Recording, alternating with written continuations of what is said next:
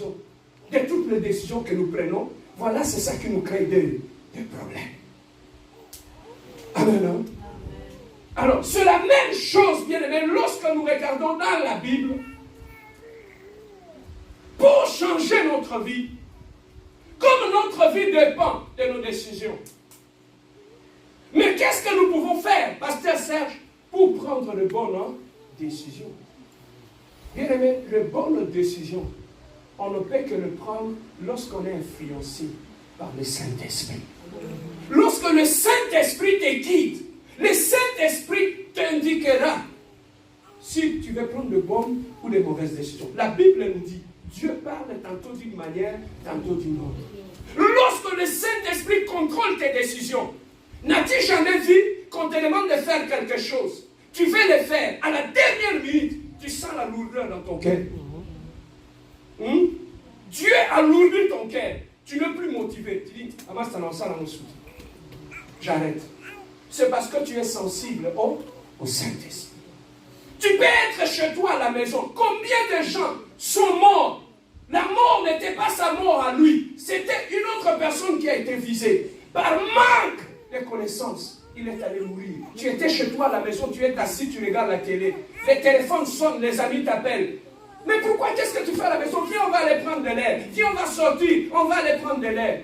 On va dire qu'on en a bien. La voiture vient, plus tu montes. La personne qui conduit, tu ne sais pas. Peut-être il a été. Il est victime. Il est sacrifice. Mais comme il ne veut pas mourir seul, avant de sortir de la maison, au lieu de prendre le temps de fils que Seigneur, dis-moi, dois-je partir ou pas?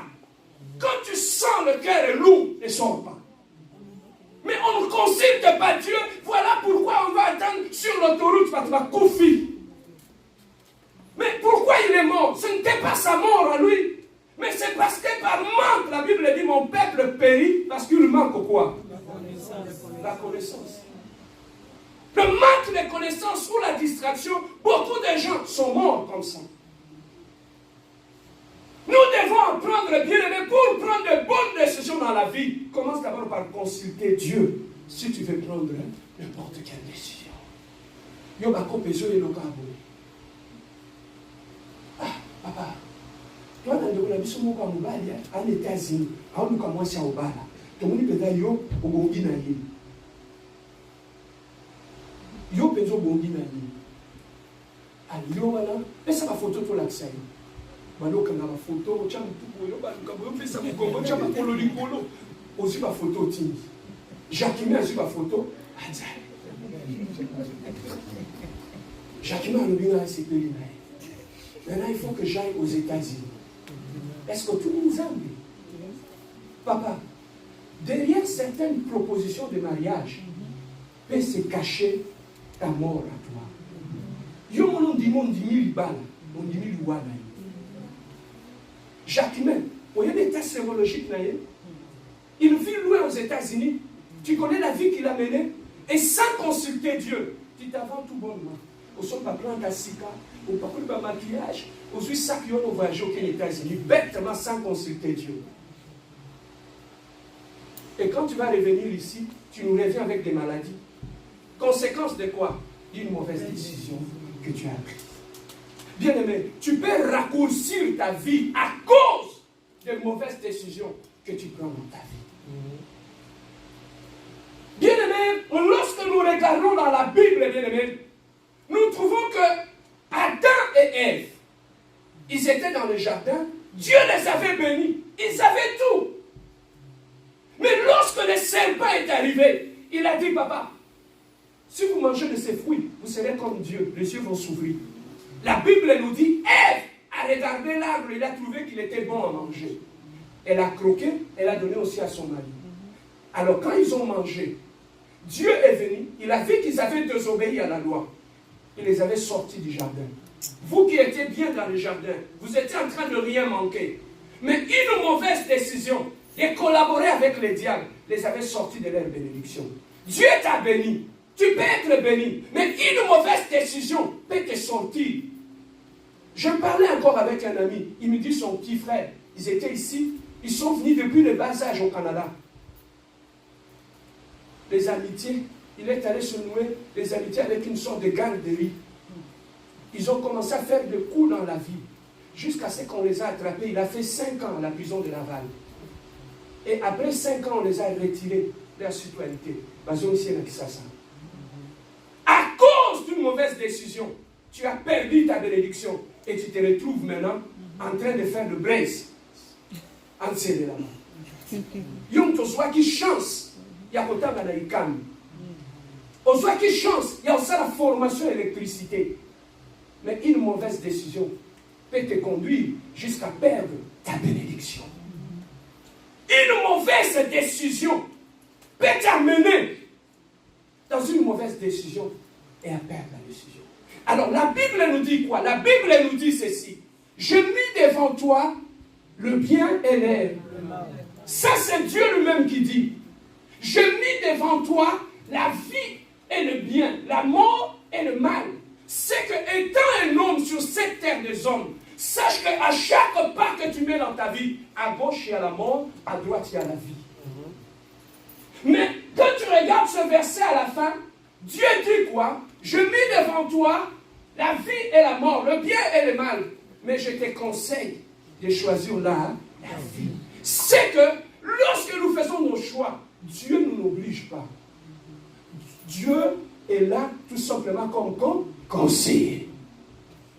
Amen. Hein? Amen. Sache que toute décision que tu prends dans ta vie, ça peut t'amener à la vie, comme ça peut t'amener à la mort. Donc, à chaque décision que tu prends, il y a toujours une conséquence. Soit une bonne, soit une mauvaise. Nous devons faire trop attention par rapport à toutes les décisions que nous prenons dans la vie. Même les églises que nous fréquentons.